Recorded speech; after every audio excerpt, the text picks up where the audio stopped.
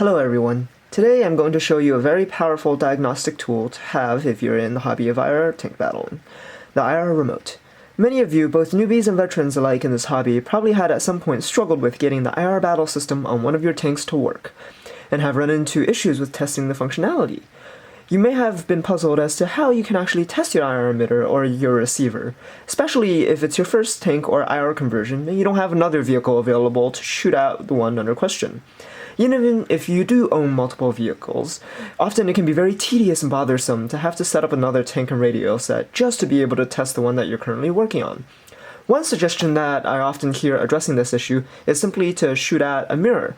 However, this is not a reliable solution at all because most tank controllers, Henglong and Tamiya included, will actually refuse to receive hits during the time the tank itself is firing, in order to prevent the tank from shooting itself.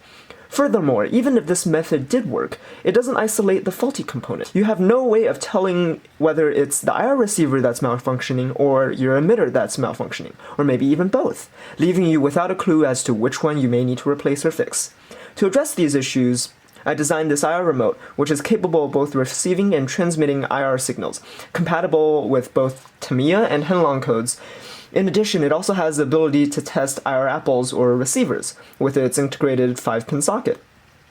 Specifically, it can receive the Tamiya or Henglong normal cannon signal, and can fire any IR signal. You can load up to 4 different codes of your choosing into it for transmitting, including the most common Tamiya normal cannon signal, Henglong cannon signal, Tamiya one-shot kill protocol, Tamiya repair code, and many others. Now, allow me to demonstrate its features.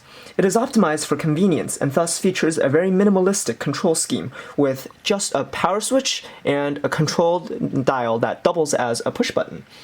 It is, at the same time, however, very feature-rich. Simply flick the power switch to turn it on, and as indication, both the apple will flash and one of the LEDs will flash.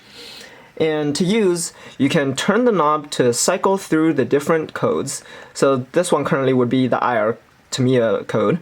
And then we have repair, and then 2-shot kill, and 1-shot kill protocols respectively. It is powered by a high-capacity 18650 lithium-ion cell and has an internal charging circuit, helping you avoid the hassle of having to repeatedly replace AA or 9-volt batteries. To recharge it, simply plug it into a standard phone charger with a micro USB connector as seen here. A red indicator light will come on here, indicating that it's charging, and once full, a blue indicator light will turn on. You can also check the status of the charge with the built-in battery monitor. To check the status, simply hold down the button and wait 2 seconds, and you will see the number of LEDs that turn on denotes the amount of charge left in the battery. So you never have to doubt just how much juice you have left. Apart from serving as a diagnostic tool when working on your tank, it can also be very useful during normal gameplay. For example, if you wish to remove any remaining health left on your vehicle quickly, you can simply shoot it over and over again without having to wait for the usual 3 to 5 seconds between shots. You can see that it is able to shoot basically once every 2 seconds. Furthermore, if you wish to reset your vehicle, you can simply send the corresponding repair code from some arbitrary distance away instead of going through the hassle of manually walking over and turning it off and on again.